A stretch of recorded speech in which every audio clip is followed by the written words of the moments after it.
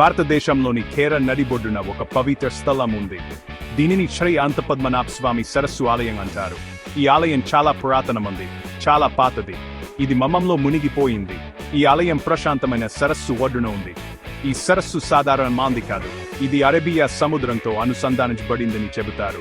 స్థానిక ఇతిహాసాలు హక్ష్య సొరంగాల గురించి గుసగుసలాడుతాయి.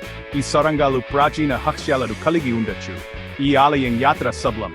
ప్రజలు ప్రార్థించడానికి అన్ని ప్రాంతాల నుండి వస్తారు. వారు శ్రీమన్నారాయణుని ఆశీర్వాదం కోరుకుంటారు. హిందూ పురాణాలలో ఆయన విశ్వ పరిరక్షకుడు. ఈ ఆలయం ప్రాచీన వాస్తుశిల్పానికి అద్భుతమైన ఉదాహరణ. దాని ఎత్తైన గోడలు మరియు క్లిష్టమైన శిల్పాలు చూడవలసిన దృశ్యం. ఆలయం యొక్క మూలాలు కాలగర్భంలో కలిసిపోయాయి. దేవతలు దీనిని నిర్మించారని ఇతిహాసాలు చెబుతున్నాయి. కొన్ని కథలు వకర్మ అనే దివ్య శిల్పి గురించి చెబుతాయి. ఆయన ఒక రాత్రిలోనే ఆలయాన్ని నిర్మించారని చెబుతారు. చారిత్రక రికార్డులు ఆధారాలను అందిస్తాయి. ఆలయం శతాబ్దాలుగా నిర్మించబడిందని అవి సూచిస్తున్నాయి. పురాతన నిర్మాణాలు 8వ శతాబ్దం సిఈ నాటివి కావచ్చు. మన నేడు చూస్తున్న ఆలయం అనేక పునర్నిర్మాణాల ఫలితం. రాజులు మరియు పాలకులు కాలక్రమేణా తమ స్వంత స్పర్శలను జోడించారు. ఆలయం యొక్క వాస్తుశిల్పం ఒక అద్భుతం. ఇది వివిధ శైలులను మిళితం చేస్తుంది. మీరు చేర్ పాండ్య రాజవంశాల ప్రభావాలను చూడొచ్చు. ఈ ఆలయం కేరళ యొక్క గొప్ప సాంస్కృతిక వారసత్వానికి నిదర్శనం. ఇది చరిత్ర సజీవంగా వచ్చే ప్రదేశం. శ్రీ అనంతపద్మనాభ స్వామి సరస్సు ఆలయం ఒక అద్భుతమైన జీవికి నిలయం. ఆమె పేరు బాబియా. ఆమె ఒక మోసలి, కానీ బాబియా సాధారణ మోసలి కాదు. ఆమె శాకాహారి. బాబియా ఆలయ సరస్సులో నివసించింది. ఆమె ఆలయ భక్తుడు ఇచ్చిన నైవేద్యాలను మాత్రమే తిన్నది. ఈ నైవేద్యాలు బియ్యం మరియు బెల్లం కలిగి ఉంటాయి. బాబియా ఎవరిని హాని చేయలేదు. ఆమె తన సౌమ్య స్వభావానికి ప్రసిద్ధి చెందింది. బాబియా ప్రియమైన వ్యక్తి. ఆమెను దివ్య సంరక్షకురాలిగా భావించారు. ఆమె ఆలయం మరియు దాని సంపదలను కాపాడుతుందని ప్రజలు నమ్ముతారు. బాబియా శాంతి మరియు సామరస్యం యొక్క చిహ్నం. 4వ విభాగం సరస్సు దేవత యొక్క ఇతిహాసం. బాబియా యొక్క ఇతిహాసం ఆలయ చరిత్రతో ముడిపడి ఉంది. ఒకప్పుడు ఆలయ సరస్సులో ఒక సరస్సు దేవత నివసించేదని చెబుతారు. ఈ దేవత ఒక శక్తివంతమైన సర్పం. అతడిని అనంతాన్ని పిలిచేవారు. ఒకరోజు ఒక రాక్షసుడు ఆలయంపై దాడి చేశారు. శ్రీమన్నారాయణుడు రక్షించడానికి వచ్చారు. ఆయన రాక్షసుడిని సంహరించారు. కానీ ఈ ప్రక్రియలో శ్రీమన్నారాయణుడి చేయి గాయపడింది. సర్ప దేవత అయిన అనంత గాయాన్ని కట్టడానికి తన చర్మాన్ని అందించారు. అంత త్యాగానికి శ్రీమన్నారాయణుడు ముగ్ధుడయ్యారు.